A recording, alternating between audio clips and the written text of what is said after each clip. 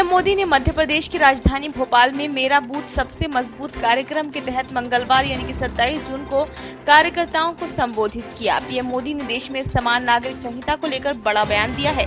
PM ने कहा, एक घर दो कानूनों से नहीं चल पाएगा, ठीक उसी तरह से एक देश में दो कानून नहीं हो सकते हैं।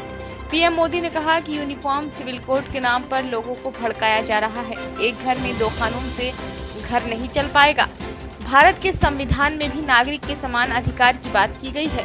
वोट बैंक की राजनीति हो रही है। पसमानदा मुस्लिम राजनीति के शिकार हो रहे हैं। कुछ लोग तुष्टीकरण की राजनीति करते हैं और देश को तोड़ते हैं।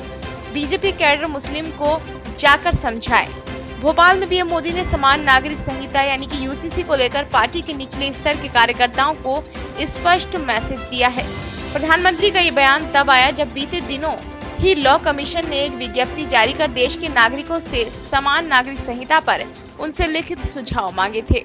समान नागरिक संहिता देश के सभी नागरिकों के लिए समान कानूनों की बात करती है, यानी विवाह, तलाक, बच्चा गोद लेना और संपत्ति के बंटवारे जैसे विषयों में सभी नागरिकों के लिए एक जैसे नियम। देश में इस समय अलग अलग धर्मों को लेकर अलग अलग कानून है, इसलिए देश में बीजेपी बीते काफी सालों से यूसीसी लाने का प्रयास कर रही है।